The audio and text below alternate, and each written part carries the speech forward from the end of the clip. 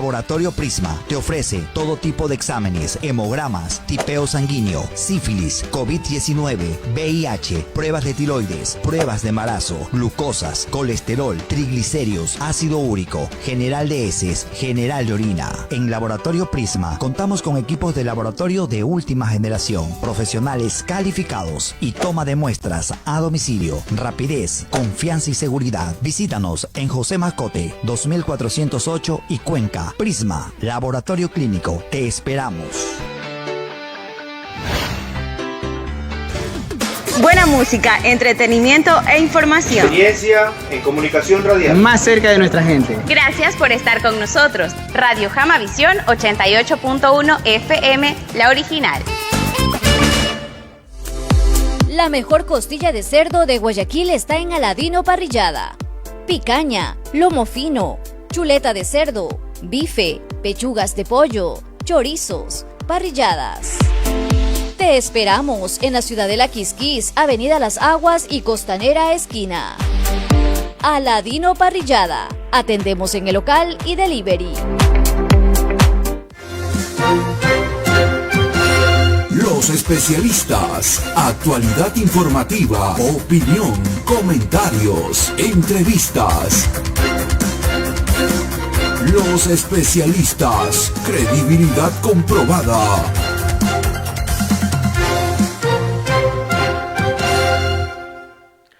¿Qué tal, amigos? Buenos días, un gusto saludarlos aquí en el programa Los Especialistas a través de Ecuador en directo y la gran alianza informativa digital conformada por Quiero TV Ecuador, San Borondón TV Online, Fede Joya TV, Fuerza Deportiva Extreme y Radio Jama Visión, frecuencia 88.1 FM del Cantón Jama, provincia de Manabí y gran parte del sector costero. Gracias a todos los medios que conforman la gran alianza informativa digital. Aquí estamos listos, en pocos minutos estará también con nosotros integrándose a este programa mi compañera Yadira Escobar. Ella estará con nosotros también en este día, lunes 24 de mayo. Aquí estamos en este día que es un día histórico y aparte que hoy, justamente hoy es el cambio de mando presidencial. Hoy asume la presidencia de la República del Ecuador el señor presidente Guillermo Lasso Mendoza, quien anuncia también, el fin de semana anunció concesión de refinerías, carreteras, telefónica y venta del Banco Estatal. Este tema que ha dado mucho que hablar durante este fin de semana, que ya mismo en pocos segundos lo vamos a conversar con el doctor Pedro Moreira, que es analista político. Pero antes vamos a saludar con mi compañera Yadira Escobar. ¿Cómo estás, Yadira? Buenos días, gracias por acompañarnos en este día feriado. Jaime, muy buenos días a todos los ecuatorianos que están radicados en nuestro país, los que están afuera, porque todos estamos con mucha expectativa de lo que se va a vivir hoy, que será el cambio de gobierno, pues que ya todo está listo, el protocolo, las autoridades y las galas. Esperemos qué pasa después. Esperemos a ver qué pasa. Bueno, hoy asume el poder el señor presidente Guillermo Lasso, aunque no hay buena expectativa por algún sector de la sociedad, ya está criticando el tema de las privatizaciones que justamente lo anunció el fin de semana el presidente que asume este 24 de mayo. Para hablar de este tema vamos a saludar con el abogado Pedro Moreira, con quien justamente vamos a empezar este diálogo sobre lo que vendrá en los próximos días, Yadira. Así es, por supuesto. Como dije, hay muchas expectativas de lo que va a suceder luego de este cambio de gobierno que asume y que sería el presidente número 47, Guillermo Lasso, que con 65 años, después de 3 intentos, llega al mandatario. Así es, Yadira. Vamos a saludar con el abogado Pedro Moreira, él es analista político. Póngalo en pantalla. ¿Cómo está, doctor Moreira? Un gusto. Gracias por acompañarnos en esta mañana. Bienvenido. Jaime, Yadira, ¿cómo están? Buenos días y un fuerte abrazo a toda su audiencia. Gracias por tomar en cuenta mis argumentos, pues aquí estoy a las órdenes para ustedes y para su público. A ver, doctor Moreira, El día de hoy vamos a hablar de las perspectivas del nuevo gobierno, aunque el fin de semana ya hubo anuncios de lo que serán los primeros días de gobierno, las decisiones que él ya está planteando tomar supuestamente para beneficio de los ecuatorianos. Se habla de que el gobierno de Guillermo Lasso pues posiblemente va a privatizar el sector hidroeléctrico. Ya se habla también de la venta del Banco del Pacífico, se habla de la venta de CNT. ¿Cómo ver estas decisiones que podría tomar el nuevo presidente de la República, doctor Moreira? Mire, esto no es ninguna sorpresa para quienes algo sabemos de política o para quienes nos hemos interesado en escuchar las propuestas de los candidatos presidenciales. Guillermo Lasso lo dijo en campaña muy abiertamente. El discurso de la venta del Banco del Pacífico se lo viene discutiendo hace varios meses atrás. Lo que sorprende es que lo haga tan tempranamente al inicio de su gobierno, cuando es un gobierno débil, cuando es un gobierno que, como lo he dicho varias veces, el principal colchón político de este es la promesa de vacunar a 9 millones de personas en los primeros 100 días. Lo dijo también en campaña que en los primeros 100 minutos va a encontrar la solución para el país. Entonces, el gobierno de Lasso no es un gobierno con amplia mayoría en la Asamblea. De hecho, tiene un pacto de baba hecho con Pachacutic, independientes e izquierda democrática. No es un gobierno respaldado popularmente. Es un gobierno rechazo al correísmo. Guillermo Lasso no viene de sectores populares que lo respaldan, es un empresario dedicado a la banca. Entonces sorprende que él de primera mano venga y diga públicamente que lo primero que va a hacer es privatizar ciertos sectores y ciertas áreas. Pero es lo que sabíamos que iba a hacer, por lo cual no debería llamarnos sorpresa o no debería sorprendernos esta situación. Estamos dialogando con el abogado Pedro Moreira. A ver, abogado, ¿y esto no sería tal vez parte de una solución que nos quiere dar el nuevo presidente de la República a vender algunas empresas estatales? Porque de acuerdo a lo que hemos escuchado a un sector, pues incluso hasta de los mismos medios de comunicación, pues estas empresas están trabajando a pérdida. Mira, eso es lo que dice o lo que dijo el gobierno saliente, el que por fin se va después de 4 terribles años, quizás los peores de la historia nacional. Pero hay que ver en la práctica, en los números, cuál es la realidad de estas empresas públicas. También debemos recordar un aditamento especial en este gobierno de Lasso, pues los Isaías le fueron ratificados el estado de inocencia. Deberá devolverse los bienes que a los Isaías se les quitó en ocasión de la sentencia condenatoria por peculado en su contra. Entonces, vaya, TC y Gama ya no serían del Estado, así como algunas radios, incluso el complejo judicial de Florida, donde se asienta este edificio de la función judicial, si la memoria no me ingrata, también era de los Isaías el inmueble, el terreno. Entonces hay algunas cosas que a los Isaías habrá que devolverle dentro de estas anuncios de privatización o de venta del presidente Lasso.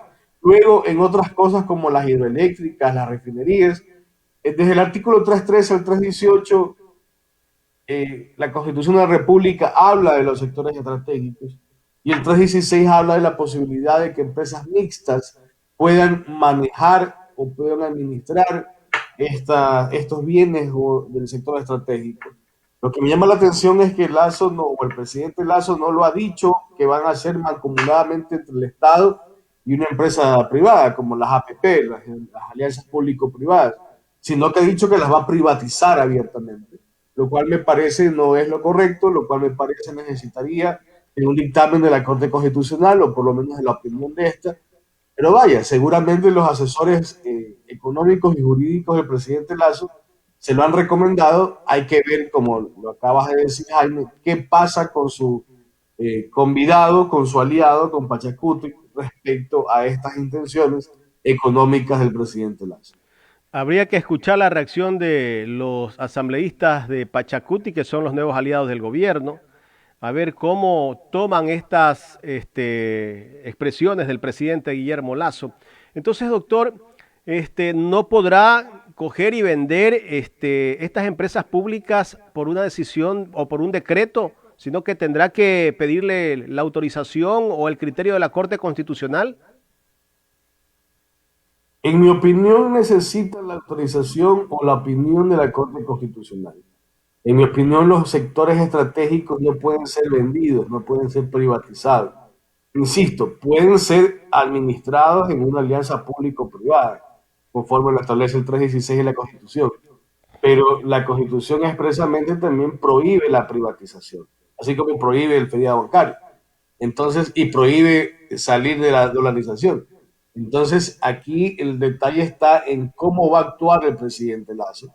Hasta ahora vemos que es un presidente cuya administración aparenta va a ser bastante audaz, bastante temeraria, puesto que desafió a su principal aliado político en la previa, ha sacado dos asambleístas afines para llevarlos al Ejecutivo, como son el ingeniero Marcelo Cabrera para el Ministerio de Transporte y el señor César Monge para el Ministerio de Gobierno. Ahora, antes a portas de posesionarse como presidente electo, como ya presidente constitucional de la República, anuncia que va a privatizar sectores estratégicos. Entonces es alguien que aparentemente va a ser muy arrojado, va a ser un presidente muy frontal, un presidente que va a defender su postura, equivocada o acertada. Entonces habrá que ver si es que acaso le interesa al presidente Lazo tener buen romance con la Asamblea, o de pronto nos sorprenden y Pachacuti respalda estas decisiones del presidente de la República.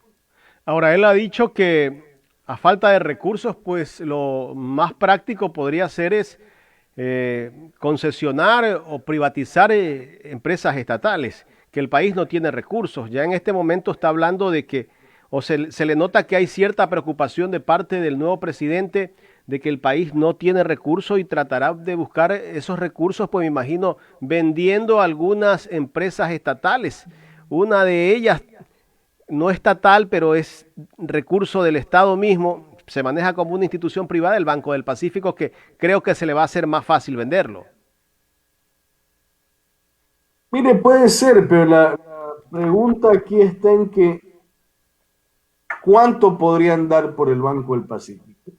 Yo entiendo y estoy de acuerdo que el único banco que debe tener el país es el Banco Central, y que no hace o no genera una emisión de moneda.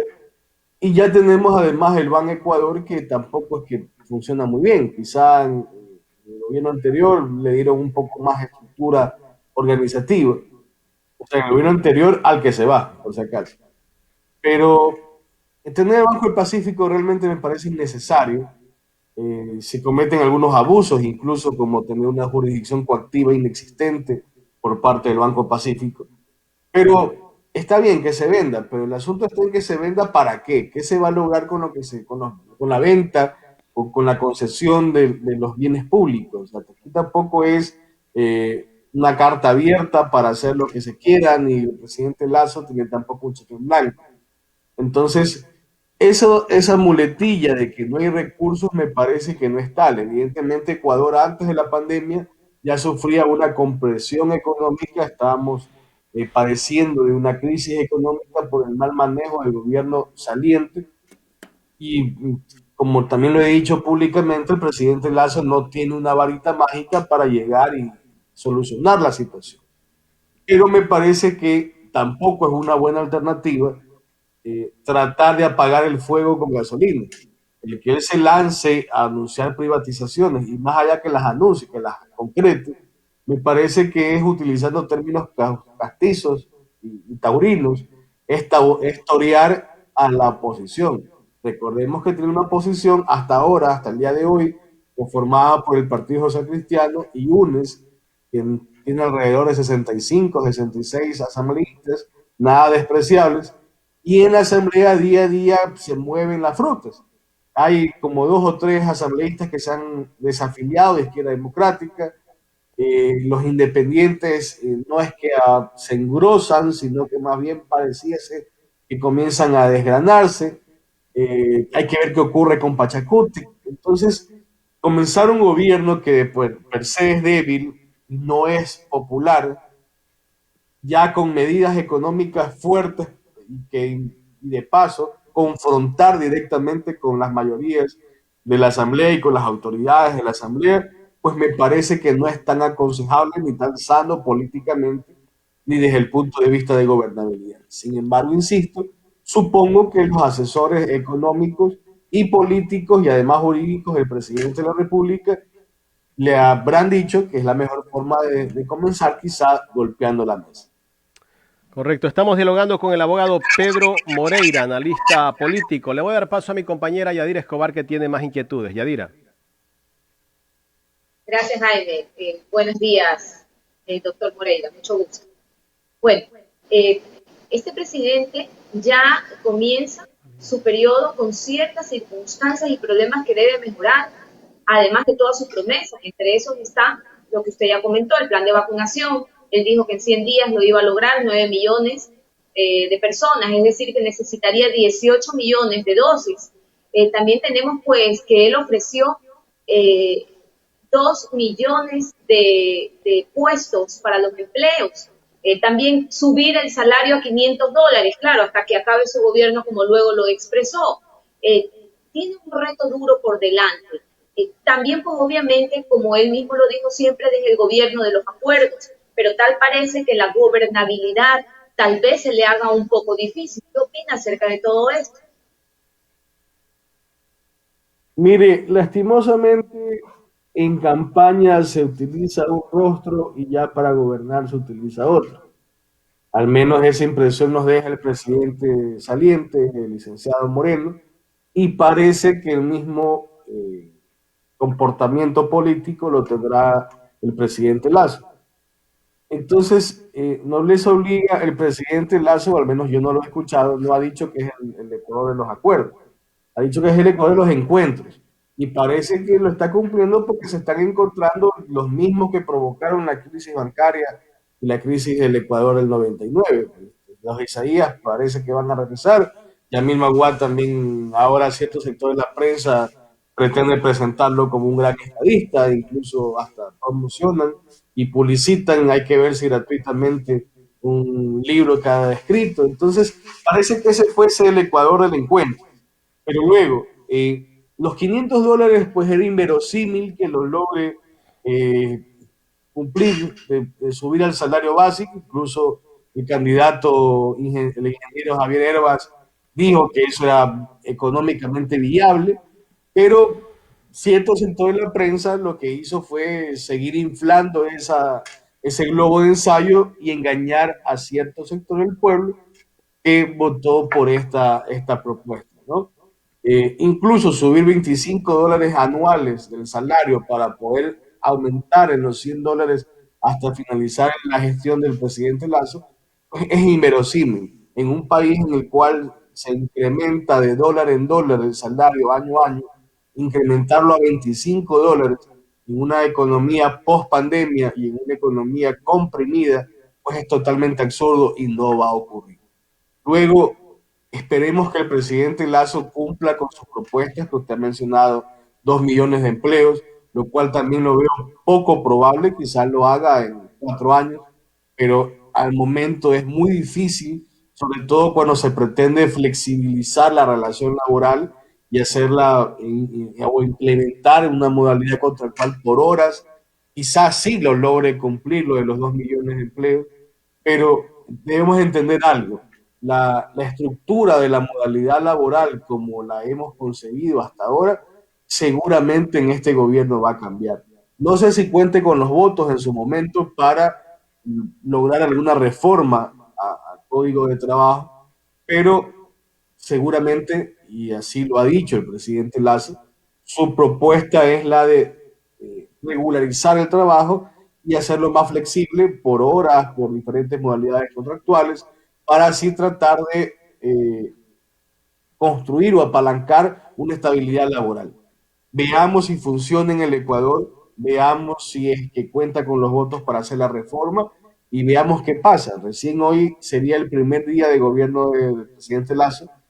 No creo que hoy alcance a firmar mayores decretos, más allá que su decreto de posesión y el decreto de designación de ministros, pero a partir de mañana, 25 de mayo, quizá comencemos a ver de qué se trata el país del encuentro, aunque ya hemos visto algunos visos de aquello. Bien, la lista continúa. También, por ejemplo, combatir con la corrupción, combatir con la inseguridad galopante que existe en nuestro país, ya lo vemos a diario, mantener el liderazgo y, por supuesto, también la gobernabilidad. Y esto quiere decir pues, la habilidad de mantener acuerdos con diferentes bancadas en la asamblea y que esos acuerdos se den sobre la mesa y no por debajo de la mesa, como tal vez hemos estado acostumbrados en estos últimos años. Ahora, negociar con diferentes actores políticos es también democracia. Y aquí yo veo un paréntesis con la bancada de Pachacuti, pues tiene diferencias marcadas con él en cuanto a ciertos temas. Si hablamos, por ejemplo, de la explotación petrolera o minera, o cuando se trata pues de llegar a convenios, acuerdos o conversaciones con instituciones monetarias internacionales. Ellos han dicho que no están de acuerdo con estos puntos. ¿Qué sucederá? Mire, en política es totalmente válido lograr acuerdos programáticos en función de la gobernabilidad y de alcanzar una institucionalidad estatal.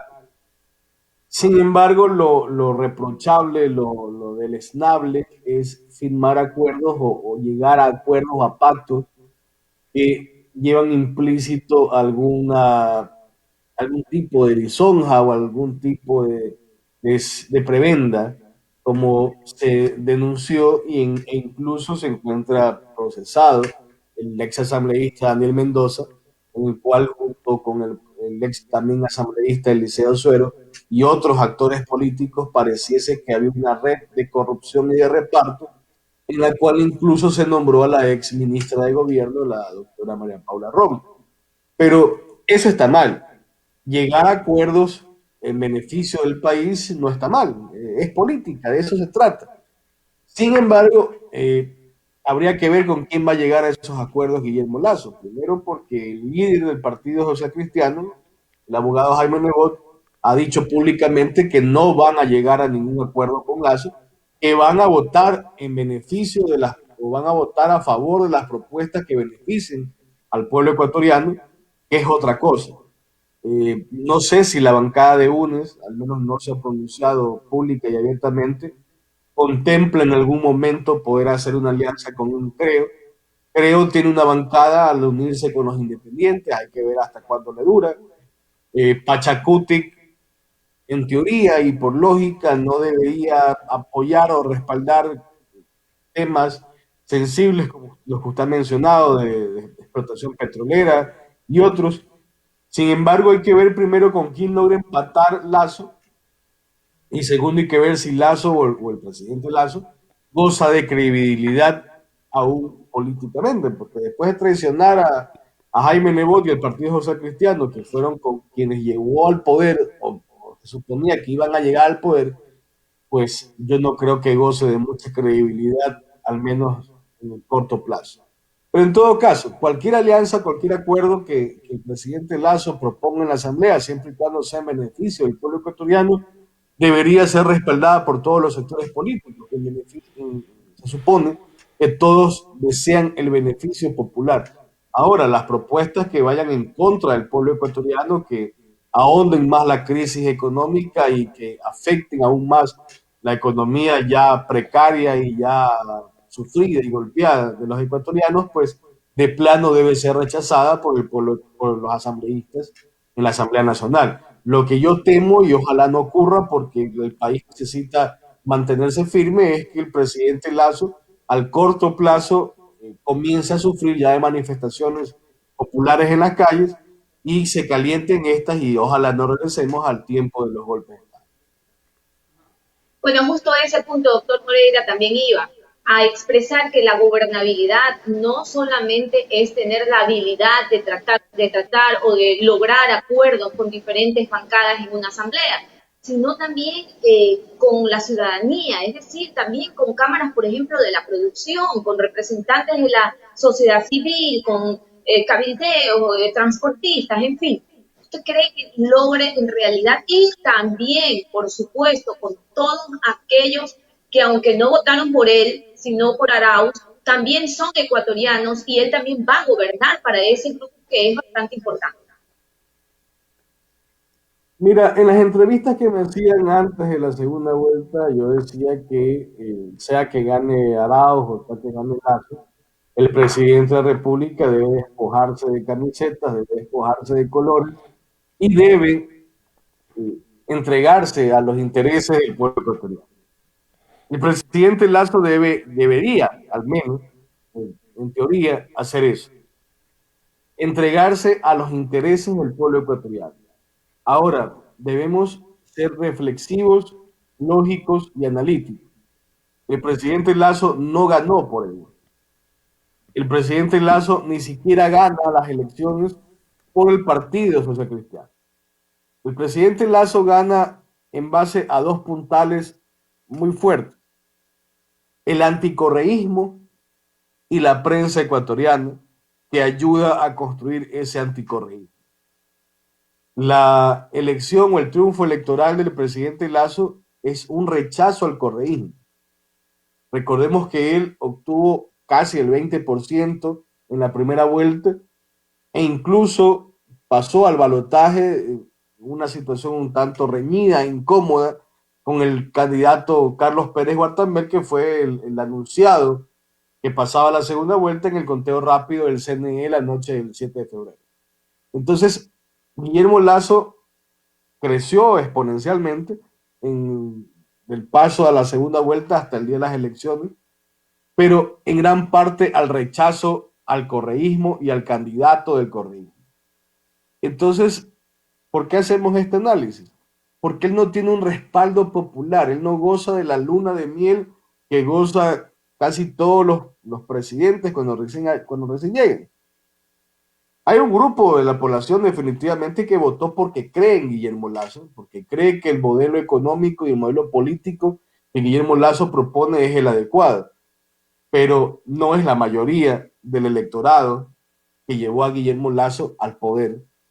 Y entonces él debe manejarse con mucho tino y mucho cuidado, porque como lo dijimos al inicio de la entrevista, ni tiene un gran respaldo popular, ni tiene una bancada fuerte en la asamblea, ni es un presidente que sea carismático o sea respaldado por el pueblo.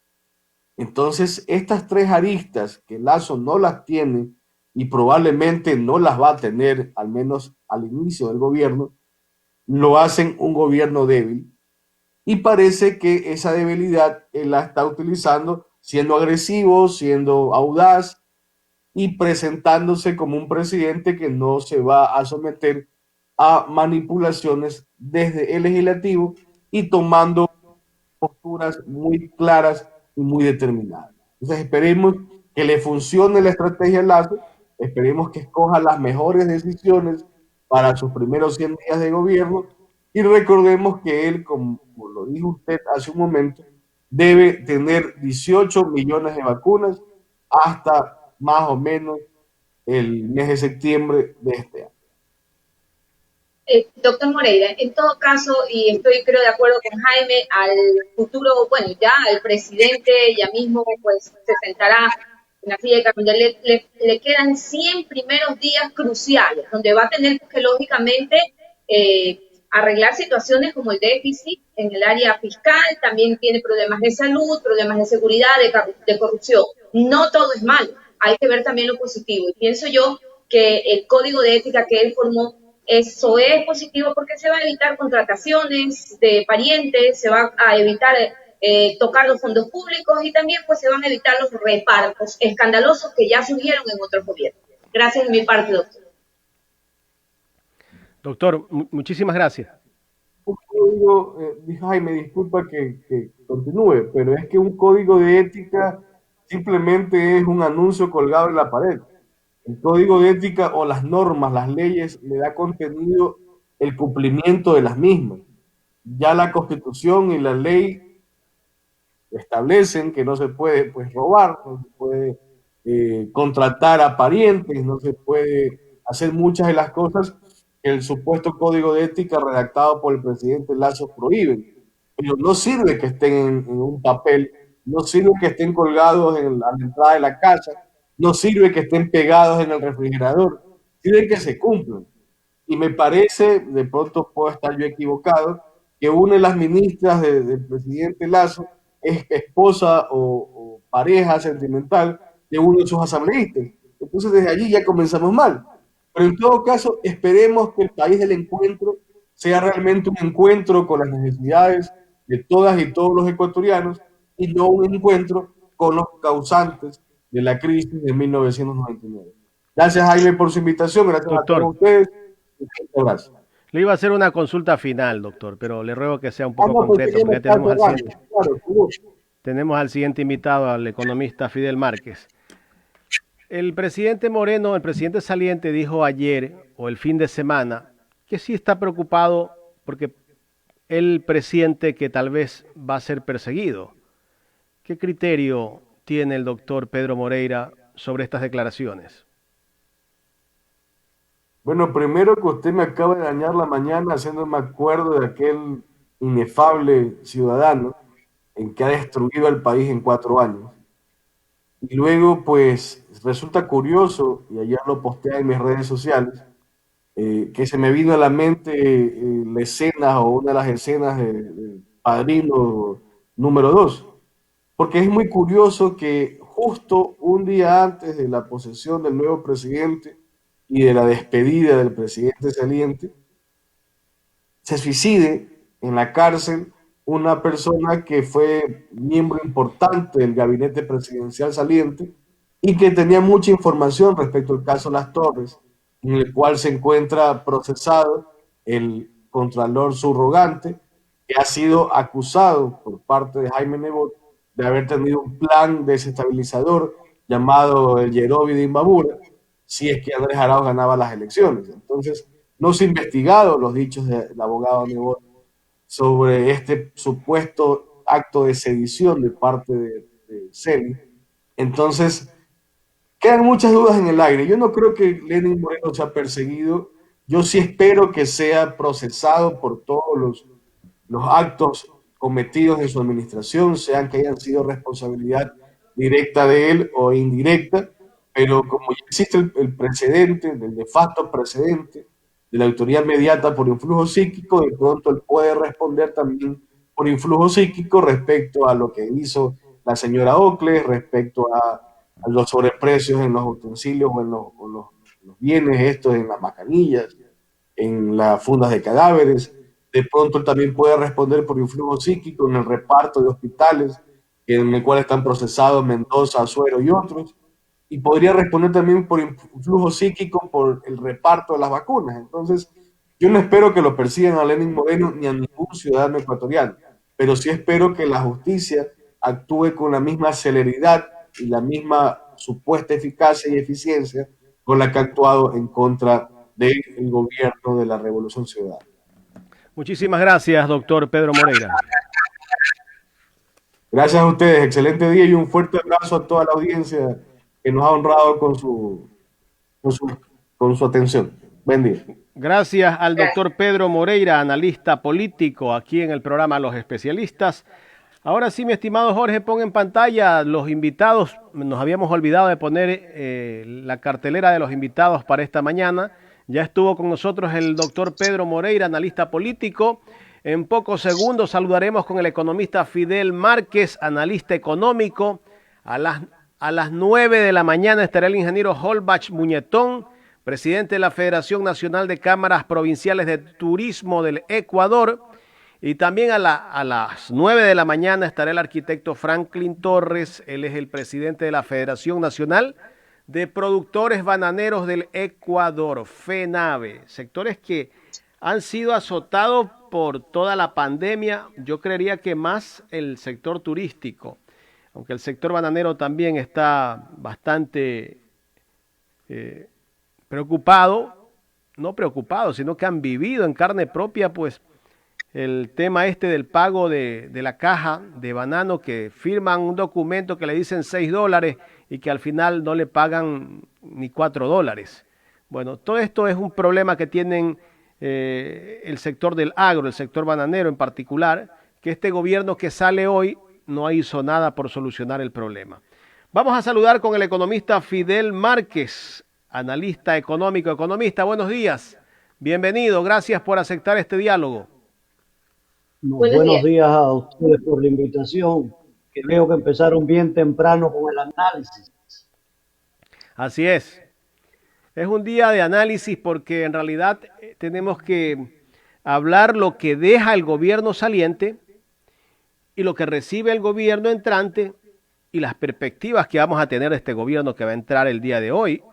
Hay una preocupación por las declaraciones que dio el presidente electo Guillermo Lasso por un gran sector de la sociedad donde anuncia ya concesiones y privatizaciones de algunos sectores estratégicos del país, economista. Me gustaría empezar por ahí. Sí, ayer en un foro que hizo en la Fundación Libertad, ¿no? Fue donde planteó estos criterios de ir a utilizar los recursos que se tienen, que no están siendo bien utilizados por parte del Estado ecuatoriano. Ver la posibilidad de buscar cómo se concesiona, por ejemplo, las carreteras, que eso no es privatización, sino que se encargue la actividad privada de que las actividades que se hacen en relación a mantenimiento y otra serie de cosas salgan de la empresa privada, pero del cobro que se hace para los vehículos que circulan, no por el peaje que se cobra. Eso es una parte importante que vendría por ahí, que para muchos puede pensarse, bueno, vas a encarecer la transportación en el país. Pero peor es que se dañen los carros, se dañen la transportación, el equipamiento, por el mal estado de las carreteras, ¿no? Entonces, eso es una primera parte que yo creo que es importante. Una segunda que es importante tomar en consideración es la venta del Banco del Pacífico, que también fue anunciado. Para poder vender el Banco del Pacífico, que además siempre estuvo cuando se intervino, que era que el Estado se iba a hacer cargo para después poderlo vender y recuperar los recursos que tuviera. Yo recuerdo que al inicio de esto, la banca española estaba interesada en comprarlo, pero después se nos enturbió un poco en la parte política, digamos, y no se pudo vender el Banco del Pacífico. Para que esto sea adecuado, el Banco del Pacífico debería estar vendido en condiciones de que permita que bajen las tasas de interés. Después en el país, con la entrada al país de capital internacional. Ese debería ser el objetivo que se debe perseguir. Economista, vender el Banco del Pacífico, si es un banco que de alguna manera no le quita nada al Estado, ese banco está produciendo, ¿usted no cree que es contraproducente vender el Banco del Pacífico, un banco que hasta el momento le da utilidad al Estado? Aunque sabemos que el Estado no está para tener empresas financieras que ese no es el negocio del Estado, ¿no? Pero en todo caso yo no sé si hasta qué punto será bien visto vender el Banco del Pacífico cuando produce. Lo primero es que hay que entrar a analizar por qué está produciendo y qué está produciendo.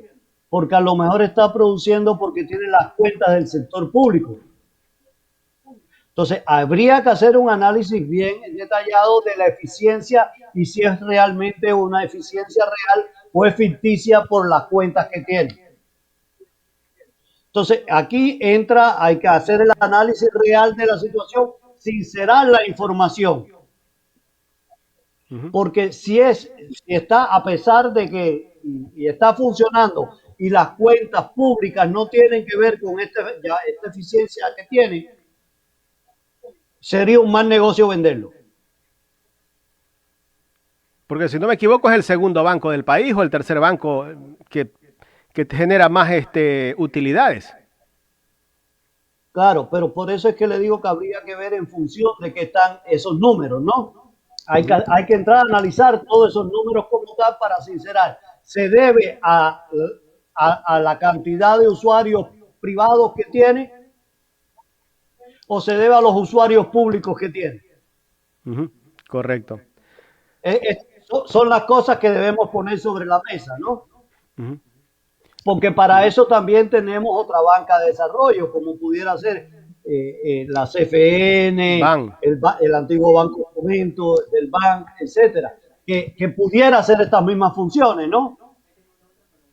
Correcto. Y que le cabrían más por ser banca estatal realmente, y no banca comercial. Pero bueno, son las cosas que hay que poner sobre la mesa en el análisis. Por eso le digo que hay que ver bien todas las cuestiones. Como por ejemplo lo de TAME, ¿no? Recordemos el caso TAME, para poner un ejemplo que para muchos se pensaba que TAME era una empresa muy bollante. Y resulta que TAME ha estado trabajando con pérdida durante muchísimo tiempo. Economista, ¿por qué estas empresas como TAME ha trabajado a pérdida cuando vemos a otro sector de la aviación privada que son empresas rentables? Porque ahí tienes que entrar a analizar en qué se utilizaban recursos. Recuérdate que TAME tenía muchísimas acciones y beneficios que le daban a entidades públicas, a los propios pasajes, al funcionamiento, al mantenimiento del equipamiento, toda una serie de cosas que en el negocio de la aviación tienes que poner, porque acuérdate que ya no es conveniente ser dueño de aviones. Eso a nivel internacional se ha planteado así, y muchas empresas de aviación lo que hacen es rentar aviones. Ese es el negocio ahora. Ese es el negocio ahora. Entonces, son cosas que tenemos que ir aprendiendo, ¿no? Pero lo que sí está claro es que si el Estado la carga de cualquier empresa, el tipo que sea, que no es eficiente, tiene que buscar no privatizar, sino ver cómo se hace una asociatividad con el sector privado para que sea eficiente esa empresa. Y si es posible, el Estado reciba dividendos por ser parte o ser uno de los accionistas de la empresa, por poner un ejemplo de crear empresas mixtas. Y si es posible también, muchas de estas empresas llevarlas a la democratización del capital y ponerlas en las bolsas de valores de Quito, Guayaquil. Correcto. Ahora, economista, pasemos a otro tema. Vámonos al tema de cómo recibe las finanzas el gobierno entrante y qué hereda del gobierno saliente. Porque sabemos que este gobierno que se va el día de hoy prácticamente pues se ha endeudado un poco más o lo mismo que el anterior gobierno y hemos visto pocas obras. Sí, mire, lo primero, y hay que reconocer la reestructuración de la deuda que hizo el gobierno saliente. En un tramo de la deuda de los papeles, de los bonos del Estado, logró hacer una buena reestructuración, bajó el servicio de la deuda en este segmento, ha logrado bajar un poco el déficit. ¿Por qué? Porque logró tener que pagar menos del servicio de deuda. Aunque dejó una deuda externa o una deuda pública de 63 mil millones de dólares, casi la duplicó, ¿no? De la deuda que había recibido anteriormente. Y si lo analizamos en los 14 años del gobierno de la Revolución Ciudadana, en todo su conjunto, los 10 años del presidente Correa, los 4 años de Lenin, vemos que la deuda pasó de unos 12 mil, 13 mil millones de dólares a 62 mil millones de dólares. Entonces, ahí estamos viendo nosotros una situación que nos lleva a decir que el próximo gobierno va a tener que enfrentar cómo soluciona este problema del alto nivel de endeudamiento que tenemos. ¿Con cuántos millones se endeudó Lenín Moreno en estos 4 años? En estos 4 años tenía la cifra por acá, pero cerca de 20.000 millones de dólares. 20.000 millones de dólares. Por ahí debe andar el número más o menos. ¿Y esos recursos, en qué se los utilizó, economista? A ver, esos recursos del gobierno de Lenín Moreno, entre otras cosas, a pagar deuda,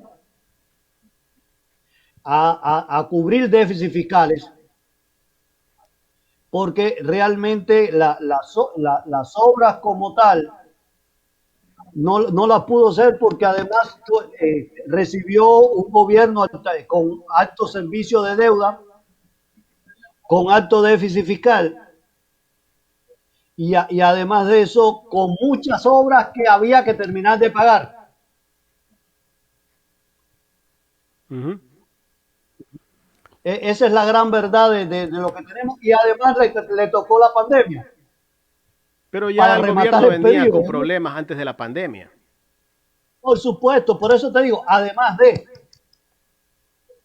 le tocó la pandemia para rematar la situación. Pero ya el gobierno venía arrastrando una recesión.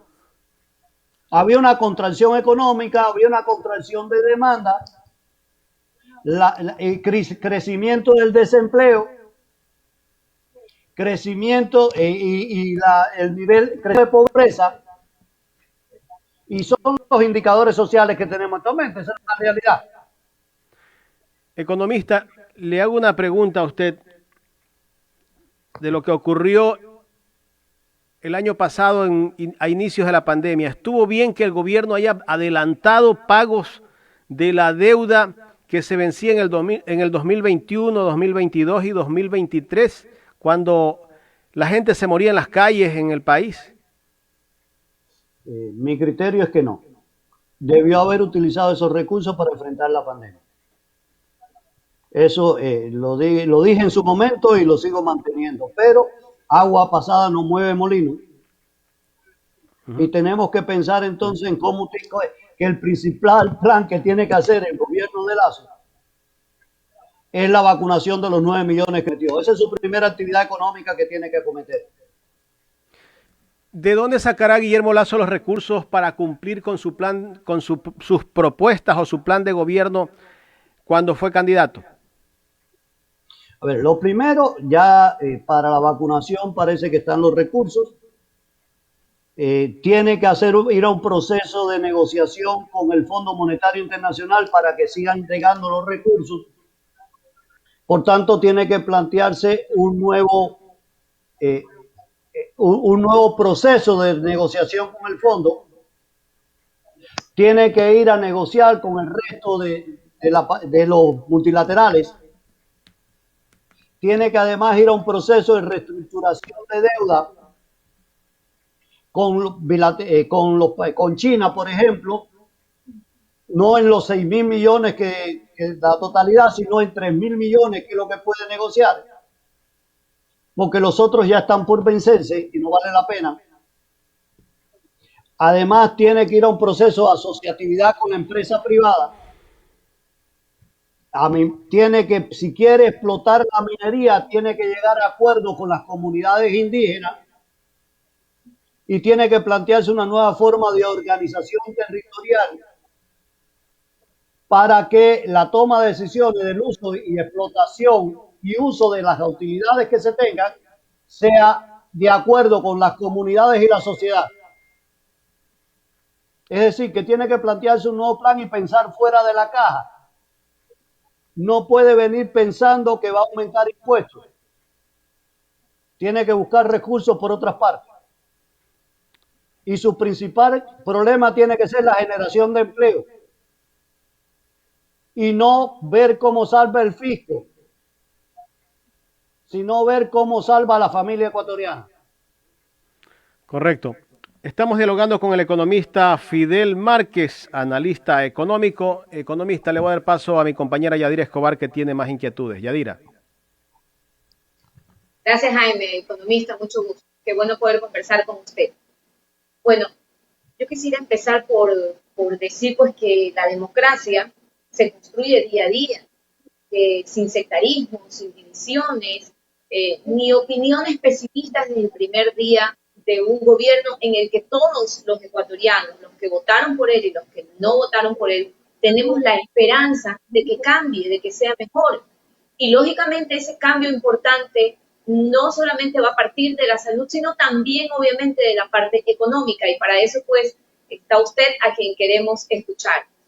Bueno, la actividad económica será un reto para el presidente Guillermo Lasso, para el nuevo mandatario, al mismo tiempo que deberá cumplir sus ofrecimientos de campaña, como bajar los impuestos, 2 millones de empleos, dijo él, en su periodo, y esperamos y ansiamos que por lo menos 1 millón de empleos consiga este primer año o el año y medio, subir también el sueldo a $500 hasta que él acabe su gobierno, y también traer inversión extranjera. ¿Qué nos puede decir en cuanto a esto?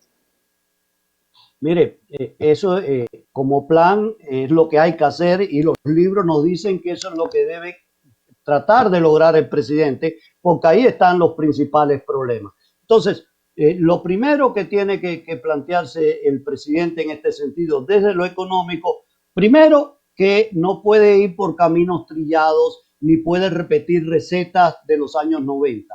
Tiene que buscar cómo organiza la economía de tal manera que la asociatividad se ponga presente en el país. Y para esto tiene que ir a un proceso donde se dé la descentralización de toma de decisiones y donde se acerque lo más posible la toma de decisiones a la ejecución de las acciones. De ahí la importancia de que tiene que buscar tener un Estado un Estado eficiente debe ser el concepto que debe estar buscando, donde el servicio que se le dé a la población sea lo más eficientemente posible. Tiene que ir a buscar transformaciones digitales y llegar a un gobierno digital como propuesta para ejecutar sus acciones.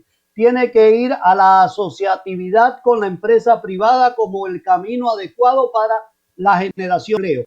El Estado no puede ser el generador e inversionista de última instancia en una economía. Por tanto, tenemos que ir a apuntalar cambios en la estructura productiva del país, y aquí es donde él puede jugar un papel importante en acuerdos políticos, porque tiene que llegar a acuerdos políticos, tiene que ser pragmático, tiene que convencer a la Asamblea Nacional que el acuerdo con México es algo importantísimo porque le permitirá al país ser más atractivo internacionalmente, porque vamos a entrar por esa vía a la Alianza del Pacífico. Y entonces, a través de esto puede venir inversión extranjera al país, como era prometido, y generar la cantidad de millones de empleos que se requiere en el país. Porque lo que sí es una realidad, que el desarrollo del ser humano no se logra con subsidios, no se logra con bonos, se logra con empleo, se logra con ingresos permanentes.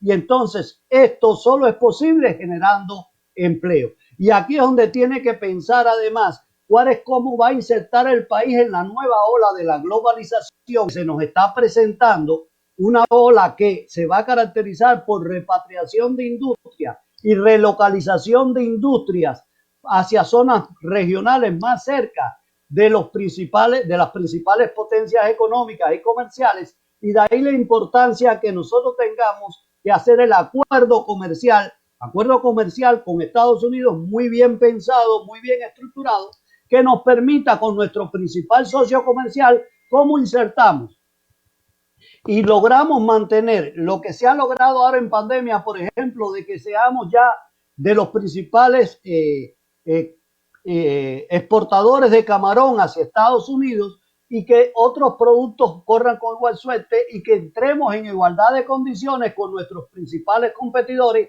a nuestro principal mercado. Entonces, con el acuerdo con Europa, lograr el acuerdo con Estados Unidos, que no es un acuerdo de libre comercio, es un acuerdo comercial y de negocio y de colaboración económica, con el entrar a la zona Asia-Pacífico. ¿Para qué? en la zona Asia-Pacífico, el acuerdo con Estados Unidos, la posición geográfica que tiene el Ecuador es estratégica. Nosotros podemos ser el puerto de aguas profundas y la zona logística aeroportuaria y marítima donde se pueda enclavar la distribución y una zona especial de desarrollo logístico desde el Ecuador para toda la cuenca del Pacífico.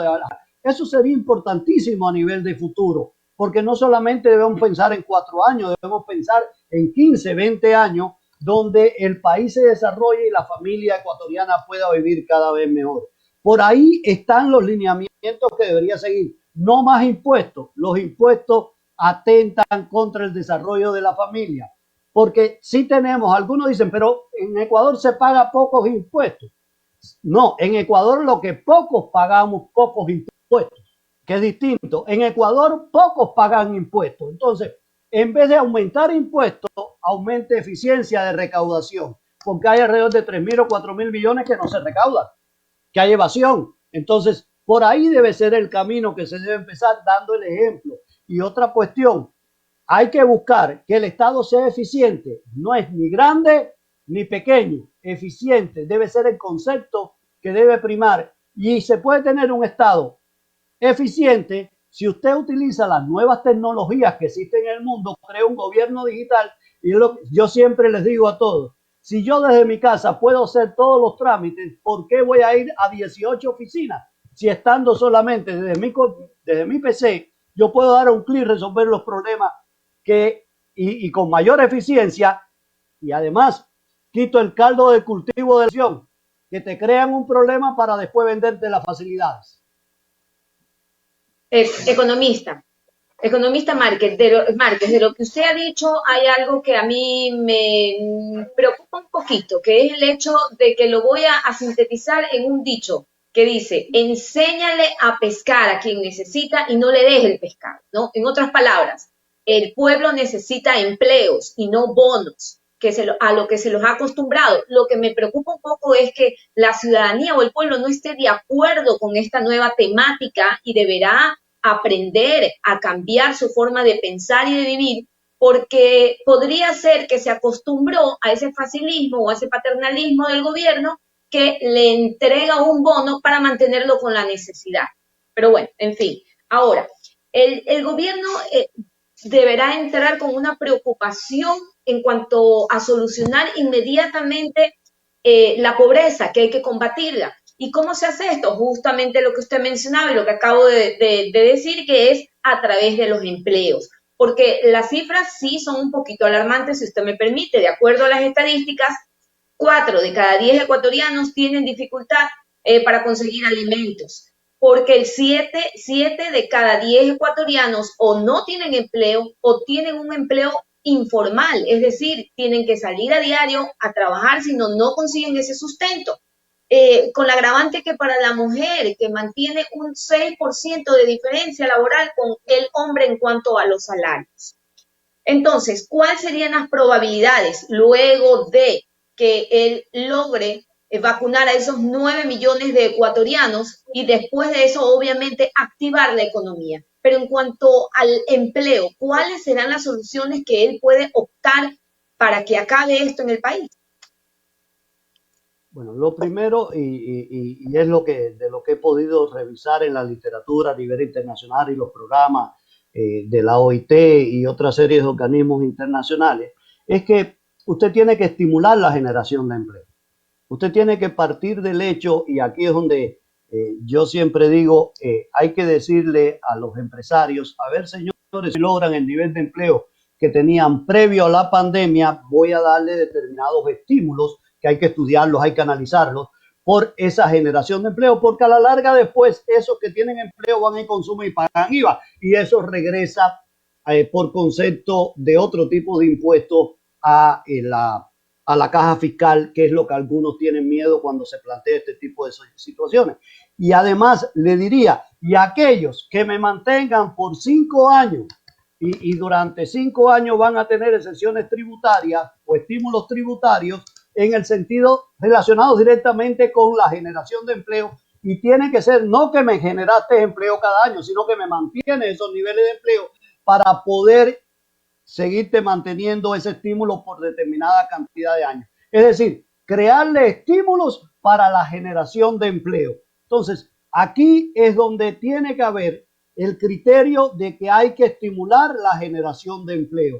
Y para eso también deben crearse zonas especiales de desarrollo de acuerdo a las ramas de actividad económica de cada región y crear desarrollos territoriales de acuerdo a las estructuras productivas de cada región y un poco bajar, y yo soy del criterio que debería pensarse hasta en una descentralización de los impuestos, pero eso va un poquito más allá para que estén vinculados con las actividades que se realizan en cada territorio, incluyendo la informalidad que es distinta en cada ciudad una de otra. Entonces, lo que sí está claro, y además de eso, si usted dice con los datos que me aportó, que 7 de cada 10 ecuatorianos no tienen un empleo adecuado, es decir, ya sea el desempleo o están con situación de informalidad, significa que ellos no van a aportar desde el punto de vista del empleo a los impuestos. Entonces, por acá hay que crear otros mecanismos para que la generación de empleo decente o empleo formal sea el adecuado, y eso tiene que estar estimulado desde el punto de vista de lograr beneficios para la generación de empleo. Y el centro del desarrollo tiene que ser la generación del empleo, pero pasando, entre otras cosas, por los conceptos del antropoceno, que no es más que el hombre y la naturaleza adecuadamente combinados. Que eso es otro elemento que tenemos que poner en la discusión acá y que pudiera llevar hasta entendimiento en la Asamblea para la Explotación Minera, si vamos a un proceso de descentralización y vincular a las comunidades indígenas en el uso, explotación y hasta beneficio de las utilidades que den las empresas mineras. Fíjense que hacia allá iba mi último comentario, economista Márquez, antes de darle paso a mi compañero Jaime, que justamente en esa búsqueda de la gobernabilidad, que obviamente es imperiosa, a mí me preocupa que hay ciertos puntos con la bancada de Pachacutic en los que no se está de acuerdo, que es la explotación petrolera, la explotación minera y conversaciones o acercamientos que se pueda tener con instituciones monetarias internacionales. Entonces, desde el punto de vista económico, ¿cómo lo analiza usted? A ver, mira, lo primero es que hay que sentarse y decirle y explicar bien, y aquí tiene que haber una interrelación muy fluida con la sociedad y las comunidades.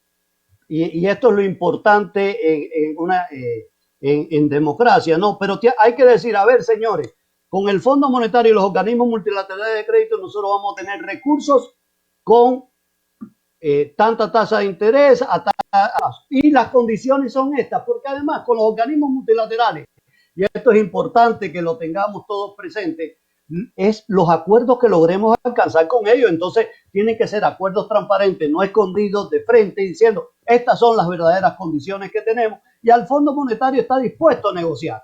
El G20 ya se reunió y dijo, señores, con esta situación de pandemia debemos entender muchas cosas, y además estar consciente que la receta fondo monetarista de los años 80 ya no es la que existe hoy en día, hay otras realidades, y eso es lo que tenemos que discutir y hay que negociar con los organismos multilaterales de crédito, pero de manera transparente, clara, segura y con participación de muchos elementos de la sociedad. Eso por un lado. Por otro lado, la explotación de los recursos, yo creo que, y soy del criterio que debería buscarse una forma de descentralización, de toma de decisiones, acercar la toma de decisiones lo más posible y que esté involucrada las comunidades indígenas por sus territorios y un poco convertirlos a ellos en accionistas de la explotación de estos recursos.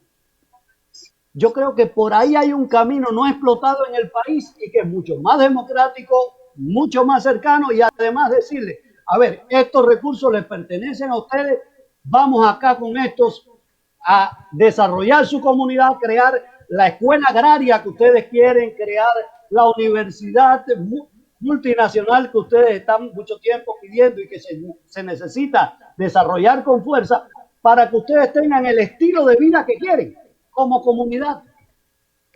Pero ellos tienen que entender también en este proceso de negociación que el Ecuador es mucho más allá de visión, porque están los mestizos, porque están los afros, porque hay todas otras culturas que son el Ecuador real, que no solamente las comunidades indígenas son el Ecuador, sino todos somos el Ecuador, y que tenemos que vivir armónicamente entre todos y en armonía con la naturaleza.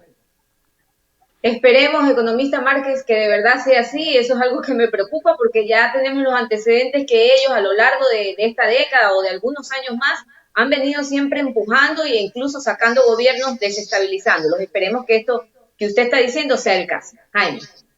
Economista. Hacia allá tenemos que trabajar. Muchísimas gracias, economista. Gracias a ustedes. Gracias al economista Fidel Márquez, analista económico aquí en Los Especialistas. Yadira, vamos a hacer un corte. Luego del corte estarán con nosotros dos representantes del sector turístico, uno y el otro del sector bananero. Vamos a hablar con el ingeniero Holbach Muñetón. Él es presidente de la Federación Nacional de Cámaras Provinciales de Turismo del Ecuador, y el arquitecto Franklin Torres, presidente de la Federación Nacional de Productores Bananeros del Ecuador, FENABE. Vamos al corte y luego del corte regresaremos con ellos en un panel.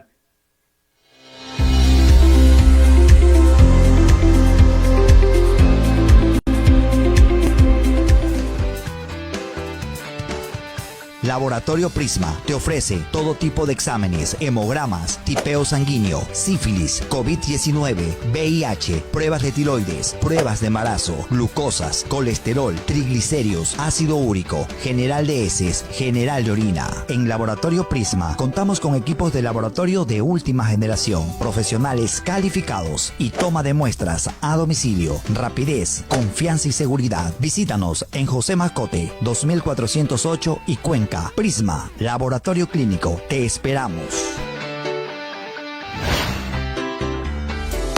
La mejor costilla de cerdo de Guayaquil está en Aladino Parrillada. Picaña, lomo fino, chuleta de cerdo, bife, pechugas de pollo, chorizos, parrilladas. Te esperamos en la Ciudadela Quisquís, Avenida Las Aguas y Costanera Esquina. Aladino Parrillada. Atendemos en el local y delivery.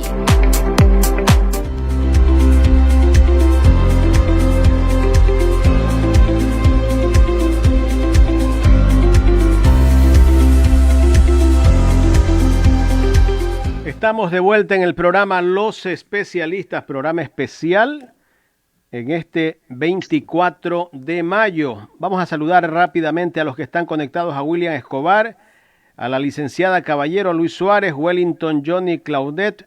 Gracias por estar pendientes del programa y por escribirnos.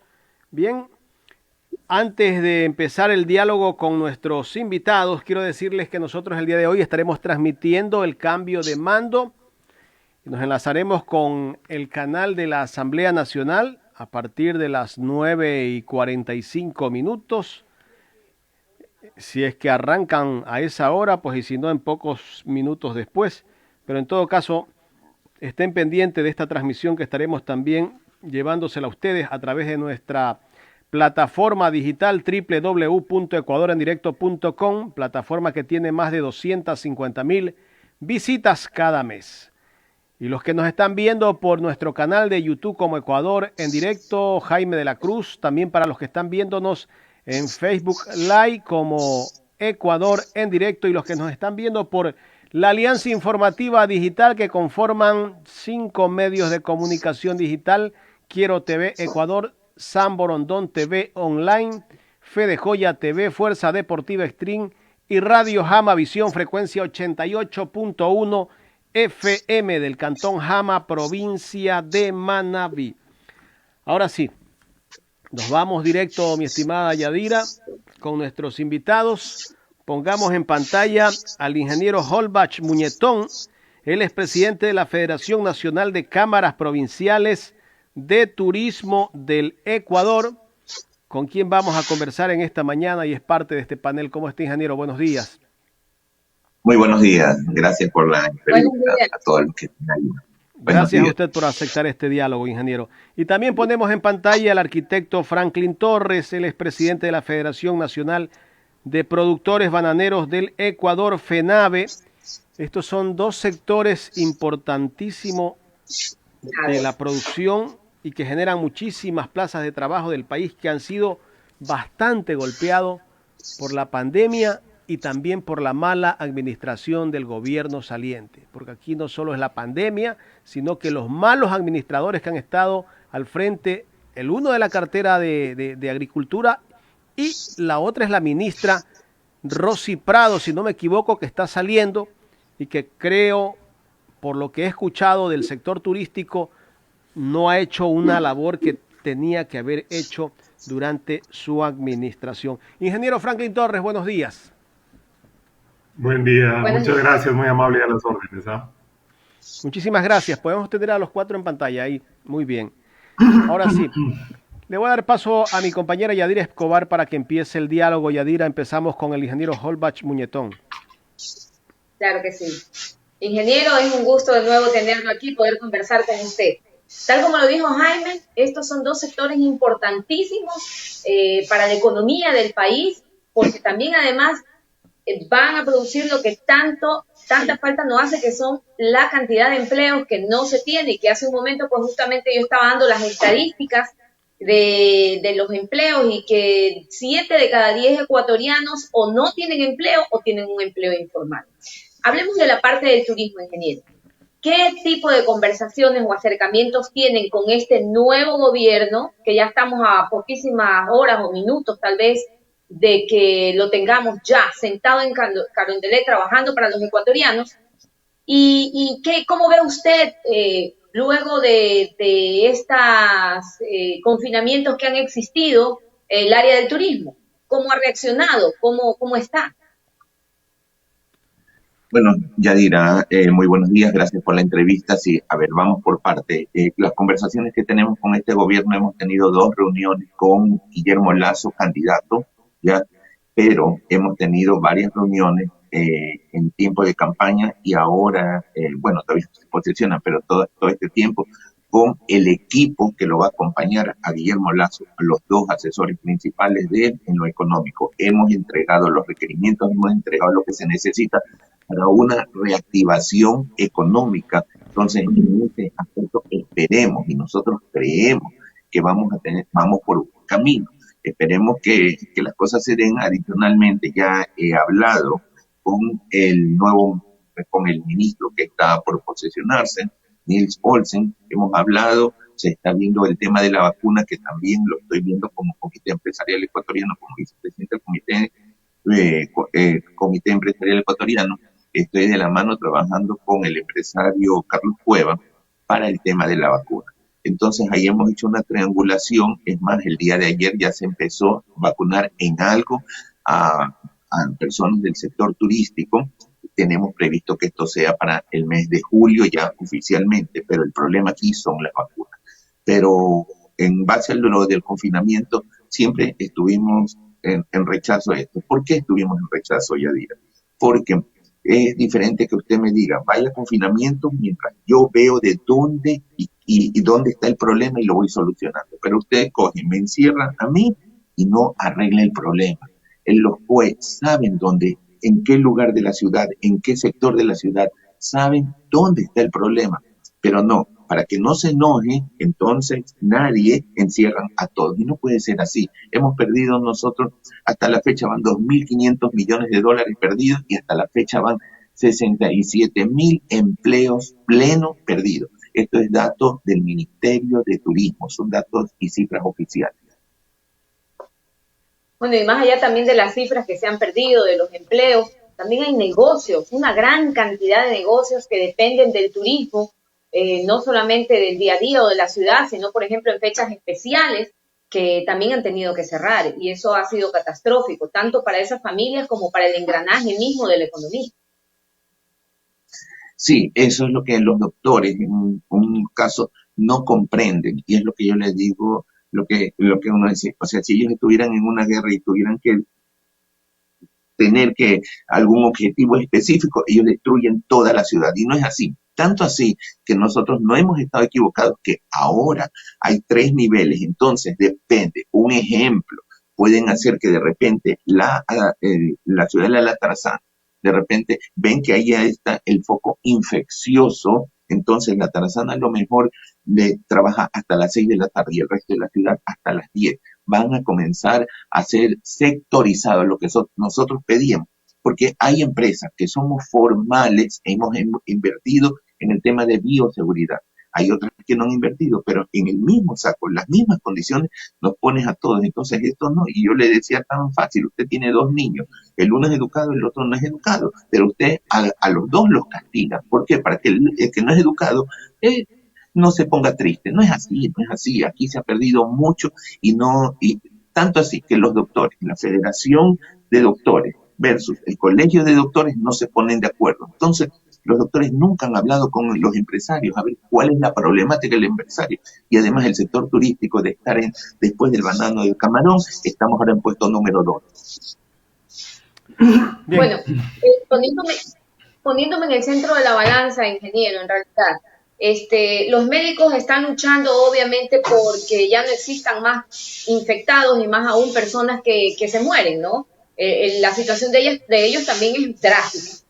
Pero yo pienso que de repente podría existir o falta de comunicación justamente con el sector de ustedes, porque también hay que reconocer que la ciudadanía es desobediente, más aún cuando hay la aglomeración de las fechas festivas o de feriados, como por ejemplo pudimos verlo en las noticias, en informativos ayer y esta mañana, como en las playas la gente no respeta ese distanciamiento. Y sí, se gana dinero, pero también por otro lado perdemos salud y al mismo tiempo no hay la posibilidad de seguir luchando por la economía. Entonces todo es una consecuencia.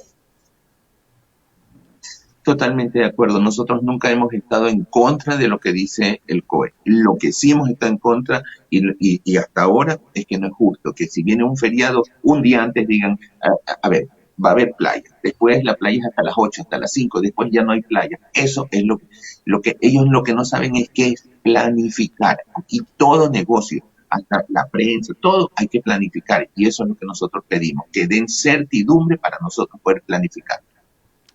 Yadira, bien, vamos a conversar ahora también con el arquitecto Franklin Torres. ¿Cómo está, arquitecto? Bueno, ustedes han sido un sector también que han sido desatendidos por el gobierno saliente.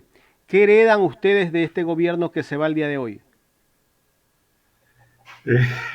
Bueno, primero agradecer por la oportunidad que nos dan a los pequeños y medianos productores de expresar nuestra realidad, de expresar nuestros sentimientos, ¿no?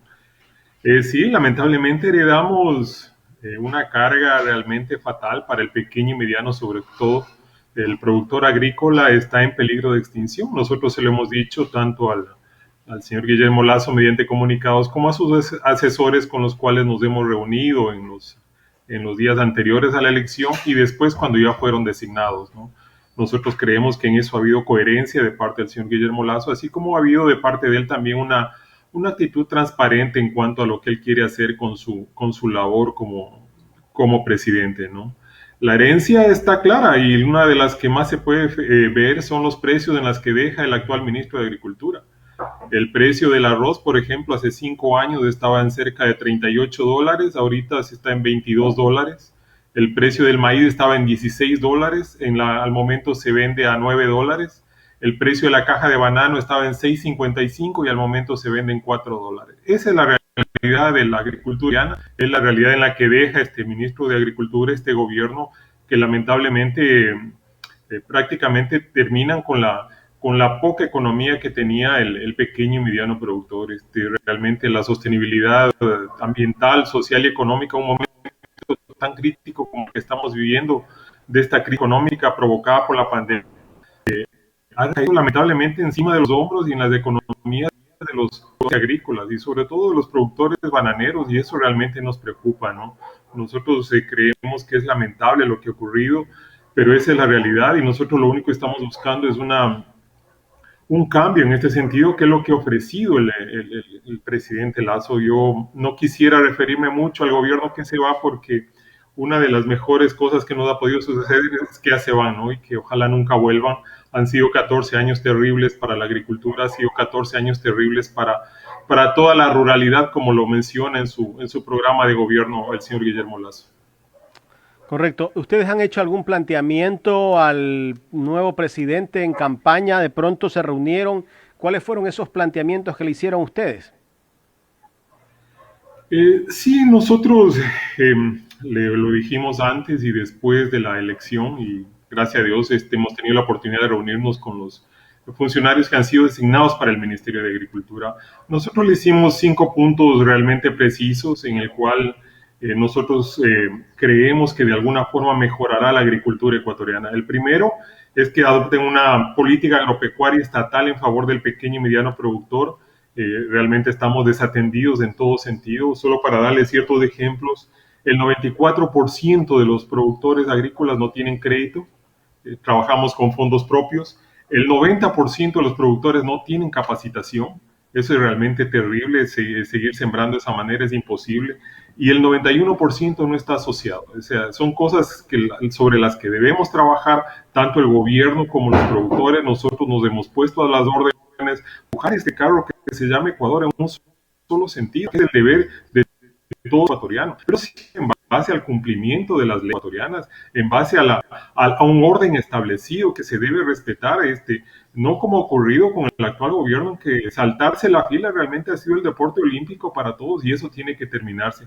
Nosotros también le hemos pedido que se aplique el concepto de comercio justo establecido en la Constitución y que se sancione penalmente las prácticas dolosas de los intermediarios y comercializadores que realmente han abundado durante esta época. Las pérdidas solo en el 2020, para sacarle un ejemplo, hemos perdido cerca de 400 millones de dólares los pequeños y medianos productores solo por incumplimiento de contratos e incumplimiento en el precio mínimo de ostentación. Hemos también solicitado la creación del INEVAN. Creo que es el único instituto que de alguna forma podría defender al pequeño y mediano productor ante todo. No tenemos un avance científico y tecnológico aquí en el Ecuador del principal producto de exportación y eso es realmente terrible. No hay un solo instituto que se encargue de hacer ese estudio, esos avances y realmente eso nos preocupa. Nosotros le hemos pedido la creación del INEVAN con fondos propios de los productores, no con fondos del gobierno y que sea un instituto realmente no burocrático, sino que sirva realmente al pequeño y mediano productor, ¿no? ¿Hacer cumplir el precio oficial de la caja del banano es una decisión del gobierno? Sí, yo pienso que nosotros los ecuatorianos tenemos leyes que respetar y sobre las cuales debemos basar nuestra forma de vivir para ser un Estado civilizado, una sociedad más justa, ¿no? El mantenimiento de la ley de banano tiene que ser el principal objetivo de todo gobierno y realmente el cumplimiento de sus artículos debería ser una obligación para todos los actores de la cadena, cosa que no ha habido en la actualidad.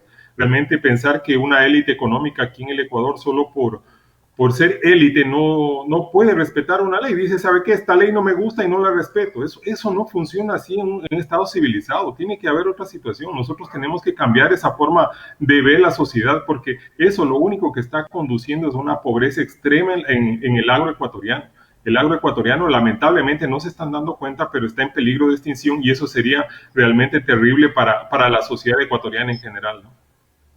Yadira. Claro que sí. Bueno, arquitecto Torres, lo que usted acaba de decir es muy real. Que se pierda el agro ecuatoriano sería fatal, porque no solamente sería el problema de la alimentación para las grandes ciudades, sino también la migración que existiría de estas personas que trabajan en el campo hacia estas grandes ciudades, y eso complicaría todo, ¿no? La economía, la parte de salud, los empleos, viviendas, estudios, bueno, en fin, sería un problema general. Tengo entendido que usted como presidente de la FENAVE han decidido no cortar más la fruta del banano hasta que se solucione el problema de los pagos que para ustedes obviamente pues no son justos. Sí, Yadira, buenos días.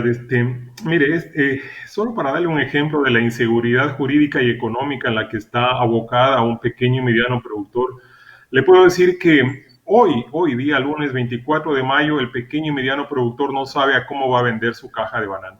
Cuando hay un precio establecido, cuando las condiciones de mercado en el exterior son excelentes para poner nuestra fruta a buen precio, simplemente por una mera especulación de ciertos actores de la cadena que ven como único como único objetivo de negocios el meterle la mano al pequeño y mediano productor. Esa inseguridad jurídica y económica tiene que terminarse, Yadira. No podemos seguir así los pequeños y medianos productores.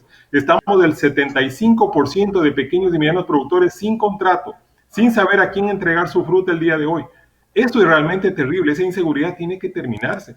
Nosotros lo que le hemos pedido siempre al actual gobierno y al que realmente empieza el día de hoy, después de unas horas, es que la distribución de la riqueza sea para todos. Nosotros creemos que el ganar y ganar debería ser desde el trabajador, de nuestros colaboradores, hasta el último de los estibadores de la caja de banano. Obviamente pasando por el gobierno, los exportadores, los productores, pero no puede ser posible que con un costo de producción de $5.50 se haya pagado entre 3 y 4 dólares durante las últimas 5 semanas. Es por eso que nosotros le hemos pedido a nuestros productores que dejen de cortar, porque de una u otra forma eso servirá para que suba el precio de la caja. ¿Qué es lo que ha ocurrido esta semana? Ha subido el precio de la caja simplemente por una decisión realmente política, no porque no haya habido ningún cambio económico ni afuera ni adentro del Ecuador. Lo que realmente aquí es un estado de especulación, que eso perjudica al pequeño y mediano productor y que podría terminar con la agricultura ecuatoriana, al menos en este sector, ¿no?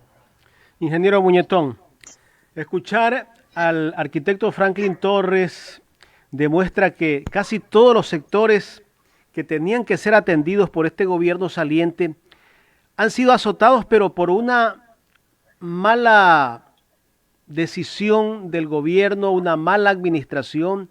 ¿Qué pensar de todo esto? Escuchar a un representante del sector agrícola y también a usted como uno de los que también ha sido más afectado, porque el sector turístico dentro de esta pandemia es uno de los más azotados, diría yo.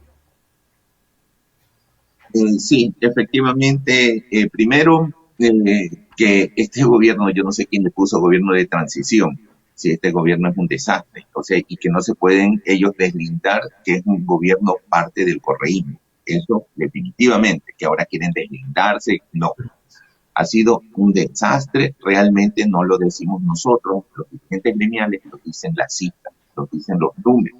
Y las reuniones, sí, habían reuniones, pero no había acción. Por eso llegó un momento en que ya nosotros ya no nos reuníamos con el presidente, porque teníamos las reuniones, llegábamos a acuerdos y luego los acuerdos no se cumplían. Es terrible lo que ha pasado con el sector turístico, pudiendo haberse solucionado con tomas de decisiones como en tiempo de pandemia quitar el IVA, como incentivar el viaje interno en la ciudad, algunos temas que se podían, pero no se hizo absolutamente nada. Ahora la preocupación viene porque la CFN, ya los créditos en la gracia de la CFN ya se acaban en enero, la vacuna no llega todavía, que ese era un ofrecimiento del presidente. Yo creo que el presidente, si tiene que dar un discurso, Lenín Moreno, ha de ser cortísimo, porque yo no creo que tengan cara o dignidad para hablar las cosas que son mentiras, lo que no han hecho, porque yo creo que se debería basar en cifras, cómo deja un país, cómo dejan los sectores, cómo deja la industria, el comercio, el banano, el camarón, la pesca, todo, cómo lo deja el turismo. Entonces, y no es la pandemia. Yo siempre dije, yo creo que el manejo del gobierno fue peor que la pandemia. Quizás la pandemia nos ha golpeado, sí, pero también nos ha hecho reflexionar, nos ha hecho ver cuáles son los problemas y poder analizarlos. Ojalá que esto nos deje una lección para poder reactivarnos para el futuro. Ingeniero Muñetón, ¿ustedes alguna vez se reunieron con el presidente saliente? ¿Qué les dijo? ¿Qué solución les propuso? ¿Conversaron con él? ¿Ordenó que se gestione los pedidos que ustedes hacían? Nos reunimos con él, yo vía telemática, porque no valía la pena viajar a Carondelet por esa reunión, porque ya sabíamos en qué iba a terminar. Un solo punto, los créditos Reactívate Ecuador. El presidente preguntó y ordenó que cómo era posible que solamente al sector le habían dado 17 millones en todo el Ecuador para reactivarse. El sector turístico es hasta vergonzoso y ordenó que se le dé. Nunca se cumplió. Nunca, porque el dinero no llegó. Entonces, ¿usted cómo puede ya sentarse a negociar, a planificar? Porque todo, de las reuniones usted sale contento y al rato cambian todo, absolutamente todo. Entonces, a uno lo usan para tomarse la foto. De ahí, igual pasó con la ministra. La ministra llegó un momento, para que ustedes sepan, el Ecuador, cómo se vende al mundo. El Ecuador le ingresan 2.287 millones de dólares. Perfecto. Pero tiene cero promoción, cero. Hubo el año 1998 o 99 que no se promocionó el Ecuador en el mundo. Y la ministra dijo, ay, ya espérate, el próximo año te promociona el Ecuador. O sea, no entienden, no comprenden lo que es un empresario que arriesga su patrimonio y el de su familia, porque ellos no tienen que perder. Como yo les decía, bueno fuera que los sueldos de ellos llegaran atrasados, llegaran con aforos. No, aquí hay que sentarse con el empresario. Y eso es lo que nosotros vemos hasta ahora en este gobierno, que se sientan, escuchan, estamos llegando a acuerdos, porque tal como todos lo decimos, queremos empujar el carro que se llama Ecuador. Así de fácil. Si todos no empujamos para el mismo lado, no vamos a llegar a ningún lado. Tenemos que empujar hacia una misma dirección para poder salir adelante. Y una cosa más, tenemos que reactivarnos todos. Vean lo que pasa en Galápagos. Galápagos ya están vacunados, perfecto, pero no se ha podido reactivar. Aquí no es que Guayaquil nomás se vacuna y sale Guayaquil solo. No, señores. Por eso vean el ejemplo de Estados Unidos. Estados Unidos, ¿por qué está vacunando a todo el mundo? Porque Estados Unidos puede estar vacunado, pero él no se reactiva. Si Ecuador, Venezuela, todos los países van a dejar su dinero allá. Por eso es necesario pensar en Ecuador. Así es, ingeniero.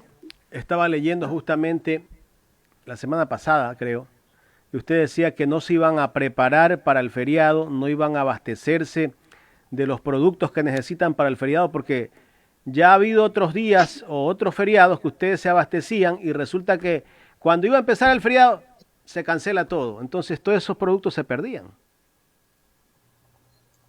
Ya ha pasado varias veces a nivel nacional en este momento. El feriado está por un 40, 50, en ciertos lugares 40, 50 y máximo 60%. No ha sido un éxito y hay que tomar una decisión también. El concepto del feriado. Hay que revisar la ley de feriado. La ley de feriado, ¿para qué fue hecha? Para que el ecuatoriano viaje en el Ecuador. Pero esta ley de feriado, como viajar en el Ecuador es caro, ¿qué hacemos todos? Sumamos, restamos y vemos que viajar al exterior es más barato y cogemos las maletas y nos vamos más que sea 3, 4, 5, 6 días. Hacemos, me incluyo, porque lo he dicho, aquí estamos y tenemos que pensar ahora en eficiencia, en ser competitivos. No somos competitivos. Hay que hacer reingeniería y hay que hacer tantas cosas en este gobierno que yo siempre lo que digo lo resumo en una sola cosa. Hay que meterle ingeniería al gobierno y a todo el aparataje gubernamental para que tengan por lo menos una mentalidad empresarial. Yadira. Claro que sí. Bueno, aprovechando que están los dos sectores, tanto el turístico como el bananero, existía, no sé si aún o por la pandemia se suspendió, ingeniero Muñetón, aquello que se llamaba el agroturismo. ¿Cómo se desarrolló eso? ¿De qué manera se pueden engranar para que salgan los dos sectores? Y sobre todo el turístico, ¿no? Eso por un lado. Y por el otro lado, ¿qué medidas emergentes han tomado cada uno de sus sectores? Primero usted, ingeniero Muñetón. Bueno, en este momento el agroturismo tiene un potencial.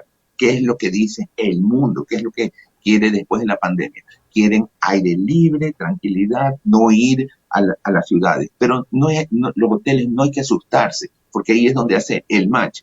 Tú llegas a la ciudad y tienes un full day en alguna hacienda, y eso está sucediendo en Quito, ¿ya? Ahora, hay haciendas que vienen y que ya están poniendo habitaciones, están haciendo ya como hotel. Está bien, y hacia allá es que hay que ir, porque yo tengo que tener toda la diversidad para el turista nacional y extranjero, que el que quiere venir a la ciudad, el que quiere venir a una hacienda, y si se da lo de los casinos, el que quiere venir a jugar en casino. Eso es. ¿Y qué le hemos pedido nosotros al gobierno para sintetizar? Es competitividad. Yo tengo que ser competitivo porque yo tengo un Colombia que pelea durísimo, tengo un Cancún, tengo un Miami que muchas veces es más económico que Ecuador. Entonces tenemos que creo que con esa palabra yo me resumo todo, que es ser competitivo y promoción del país. Promoción, si yo no tengo promoción, no me ven. Arquitecto Torres, ¿qué medidas emergentes tal vez está tomando el sector al que usted representa? Bueno, nosotros tenemos dos problemas muy serios, que el primero es este virus que nosotros le llamamos el incumplimiento del precio, que de alguna manera vamos a irlo solucionando y esperemos que sobre todo el señor Guillermo Lasso en su promesa y en su programa de gobierno ha sido el cumplimiento del pago del precio mínimo de sustentación y que eso se cumpla en todos los productos agrícolas, porque de eso depende el desarrollo agrícola, el desarrollo de los habitantes, las ciudades que viven al lado de las fincas bananeras, de las fincas de maíz, de las fincas de cacao, dependen de un precio justo para el pequeño y mediano productor. Yo pienso que es algo que debe hacer reaccionar sobre todo a las autoridades para que le brinden ese incentivo para el pequeño y mediano productor para seguir sembrando.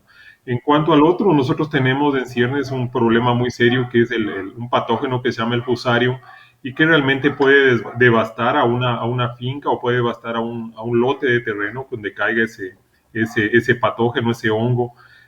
Todavía no hay ninguna cura, no hay ninguna medicina para ese patógeno y realmente eso nos preocupa porque lo que habíamos hablado antes, ¿no? Aquí, lamentablemente, en el Ecuador carecemos de investigación científica y la poca que se hace no tiene el auspicio económico necesario para salir adelante. Nosotros creemos que el INEVAN tiene que ser una de las medidas inmediatas que tiene que tomar este gobierno para poder desarrollar un avance tecnológico y científico. Solo le doy un ejemplo. No es posible que el Ministerio de Agricultura no sepa cuántos productores de bananos somos en el Ecuador.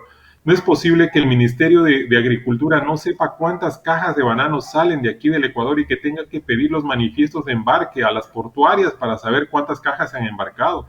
La trazabilidad tan necesaria ahora en unos momentos tan terribles como los que estamos viviendo es imprescindible que haya en todos los productos agrícolas y esa carece el sector bananero. Lamentablemente no hay transparencia en la comercialización y eso tiene que terminarse. Nosotros creemos que debe darse pasos definitivos en la modernización del Ministerio de Agricultura, apoyado por un instituto que le sirva como una base tecnológica para que tenga los datos suficientes para que pueda tomar decisiones. Nosotros creemos que eso es imprescindible para el pequeño y mediano productor para que salga adelante. Nosotros no queremos dádivas, nosotros no queremos que nos regalen kits, que nos regalen cosas, no, eso no queremos. El pequeño y mediano productor no quiere eso. Lo que quiere el pequeño y mediano productor es un pago del precio justo por su producto agrícola que sí se puede pagar. Porque yo le pregunto a cualquier ecuatoriano que vive fuera del Ecuador, si alguna vez baja de precio el banano en las estanterías de los supermercados. No baja nunca de precio. Igual aquí internamente.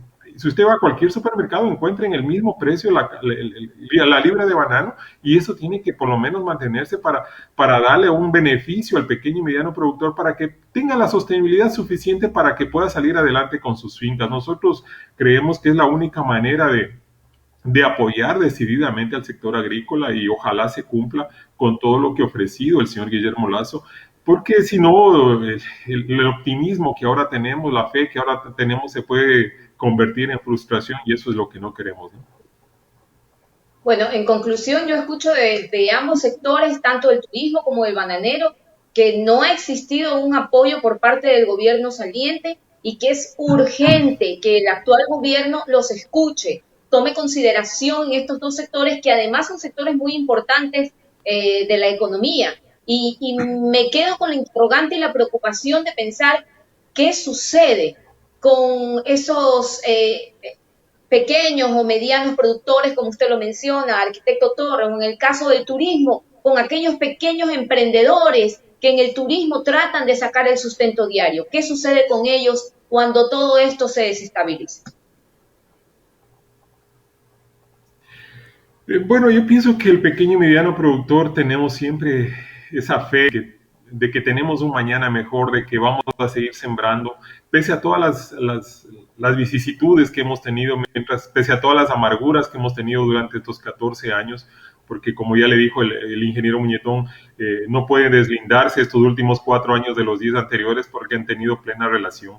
Y realmente la herencia que nos deja en todo, en lo económico, en lo moral, es terrible. O sea, los datos de corrupción que se dan, la economía, cómo la dejan al país, realmente es terrible simplemente porque no ha habido un afán de servir al país, sino de servirse del país, y eso realmente preocupa. Lamentablemente, el Ministerio de Agricultura ha sido igual. No ha habido un ministro de Agricultura que sea de los agricultores, que sirva a los agricultores, sino que ha habido un ministerio que se ha convertido en un botín político de algunos malos empresarios, de algunos malos exportadores, porque no podemos generalizarlos a todos, porque sí hay serios y sí hay competentes y sí hay personas que cumplen, pero lamentablemente son pocos. La mayoría se han inclinado por hacer lo incorrecto, por no cumplir las leyes ecuatorianas, y eso sí nos preocupa a nosotros, porque en un país civilizado como el que queremos y que queremos desarrollarlo, porque nosotros los que vivimos aquí, al menos en la ruralidad, nosotros vamos a enterrar nuestros huesos aquí y queremos un mejor futuro para nuestros hijos, y la única manera de hacerlo es con un Ecuador mejor. Y la forma de tener un Ecuador mejor es cumpliendo las leyes, que hay una distribución de la riqueza para todos. Si no, será un país invivible para todos. Es lo que no queremos. Nosotros queremos salir adelante, nosotros queremos seguir alimentando al país, nosotros queremos seguir dando divisas al país, pero de una manera justa, con un desarrollo agrícola sustentado en los pagos de los precios justos para el pequeño y mediano productor. Eso es lo que queremos nosotros como productores agrícolas. Yo quiero agradecerles por haber aceptado este diálogo, Yadira, porque justamente ya está por empezar el acto de posesión de mando. Quiero agradecerle a usted, ingeniero Muñetón, y al arquitecto Franklin Torres. Ingeniero Muñetón. Gracias, muchísimas gracias, y me uno también a las palabras de Jaime. Efectivamente, no nos dejan herencia. Esto es como cuando alguien de nuestra familia fallece y la herencia son puras deudas. Eso es lo que nos están dejando. Muchísimas gracias, arquitecto Franklin Torres. No, muy agradecido a ustedes, y esperemos siempre un Ecuador mejor, y que lo mejor está por venir. Gracias, muy amables a ustedes. Todos esperamos eso. Gracias. Muchísimas gracias al arquitecto Franklin Torres, presidente de FENAVE, y al ingeniero Holbach Muñetón, presidente de la Federación Nacional de Cámaras Provinciales de Turismo del Ecuador. Yadira, vamos a despedir esta transmisión y abrimos otra inmediatamente porque se viene el cambio de mando. Hoy se va el presidente Lenín Moreno Garcés e ingresa el nuevo presidente, el señor Guillermo Lasso Mendoza. Por supuesto, Jaime, vamos a estar sumamente atentos, enlazados, no vayan por favor a moverse, porque inmediatamente, tal como lo dice Jaime, vamos a estar con toda la información desde qué sucede incluso detrás de bastidores y qué va a suceder a lo largo de esta investidura. Vamos a cerrar esta transmisión. Jaime. Vamos a cerrar esta transmisión, claro, e inmediatamente abrimos otra transmisión de la posesión de mando. Muchísimas gracias, amigos. Claro. Volvemos en unos minutos. Los especialistas, actualidad informativa, opinión, comentarios, entrevistas. Los especialistas, credibilidad comprobada.